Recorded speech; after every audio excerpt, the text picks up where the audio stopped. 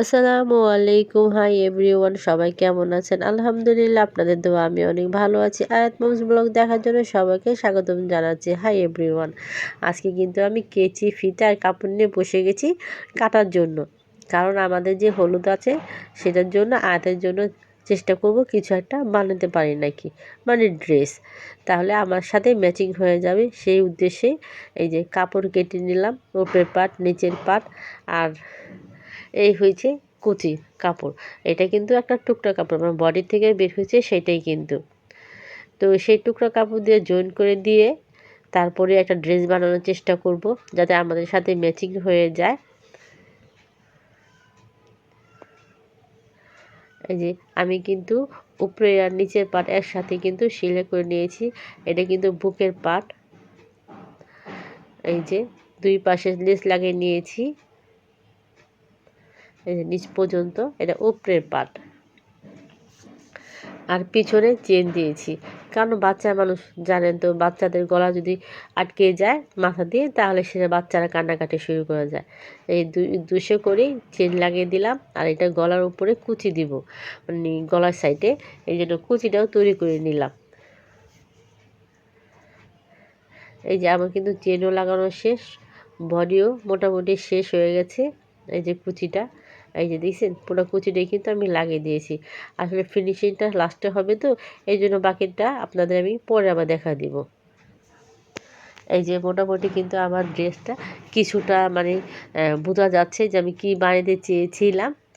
আর এখন আমি যে একটা লেস নিয়ে নিলাম, যেটা বুকে আমি দিয়েছি সেইটাই এই যে পায়ের সাইডে নিচটা একটু দিয়ে দিব ম্যাচিং হওয়ার জন্য। যেহেতু আমি বুকে দিয়েছি, আমি পাজামাতেও দিয়েছি, এই জন্য আমি নিচ দিয়ে একটু দিয়ে দিব। এই যে বোঝা যায় কুচিটা যে দিয়েছি। আমার কিন্তু মোটামুটি ড্রেস হয়ে গেছে। এখন আমি শুধু একটু হাতাটা লাগিয়ে নিব। হাতাটা লাগালে আমার ড্রেসের কাজ সম্পূর্ণ শেষ হয়ে যাবে। তবে আমি আগে লেসটা লাগিয়ে নিই, তারপরে কথা বলি।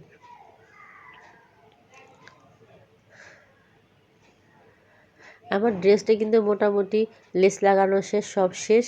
আমার যে ড্রেসের মধ্যে লাগাবো পাথর, আমার এই ড্রেসের মধ্যে কিন্তু পাথর আছে, সেখান থেকে কিন্তু আমি এটাও খুলেছি। এই যে দেখেন একটা টুকরা কাপড় যেটা আমার গলা থেকে বের হয়েছে, সেখান থেকে আমি কিন্তু এই পাথরগুলো সংগ্রহ করেছি আয়াতের ড্রেসে দেওয়ার জন্য। এবং এই যে দেখছেন আমি কিন্তু বসিয়ে দিলাম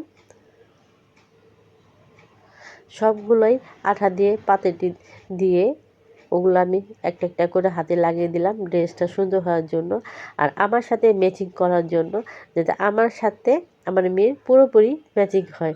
সেই চেষ্টাই কিন্তু আমি চালিয়ে যাচ্ছি। কেমন হবে অবশ্যই কিন্তু কমেন্ট করে জানাবেন।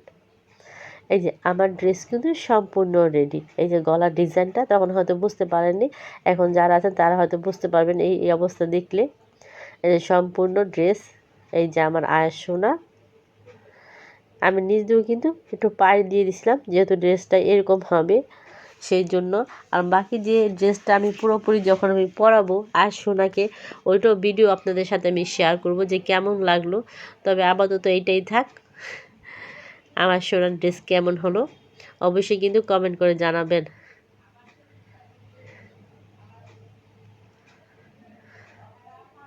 আমার তো মনে হয় অনেক সুন্দর হয়েছে, জানি না আপনাদের কেমন লাগবে। সবাইকে অনেক অনেক ধন্যবাদ। এই যে ড্রেস আপনাকে দেখালাম, ড্রেসের সাথে এই হয়েছে আয়াতের সালোয়ার, দুইটা একসাথে ম্যাচিং করে তৈরি করে দিলাম। কমেন্ট করে কিন্তু অবশ্যই জানাবেন আমার আজকের ড্রেসটা কেমন হলো। সবাইকে অনেক অনেক ধন্যবাদ। আসসালামু আলাইকুম। সবাই আমার পাশে থাকবেন, আমার জন্য দোয়া করবেন। আল্লাহ হাফেজ।